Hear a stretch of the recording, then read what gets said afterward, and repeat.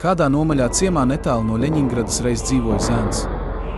Viņš bija maza auguma, vājš un neievērojams, un tieši tāpēc pasauli ienīda jau no bērnības. Viņa lielākais sapnis bija atriepties par savu niecīgo būtību. Viņu bieži sodīja stingrais tēvocis, kas neciešami atgādināja, viņa eksistence šai pasaulē nav vajadzīga. Skolā arī nebija labāk. Citi bērni smējās, rādīja ar pirkstiem un sauca vārdos. Tā bija padomju ikdiena, kur pazemojums tika uzskatīts par normu.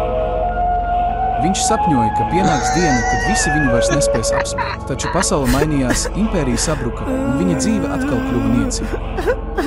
Tad viņš atrada jaunu mērķi – kļūt par valsts galvu. Kad tas izdevās, viņa prātu visvairāk vajāja viens pārdzīvojums – Padomju Savienības sabrukums.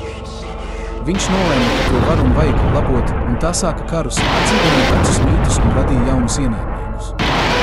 Reklāmas cilvēka televīzijā un internetā viņu pārvērta par lielo vadoni, cietu, spēcīgu un nepārspēju. Taču aiz šīs maskas slēpās tas pats bērns – mazs, ievainots, ļauns un atriebīgs.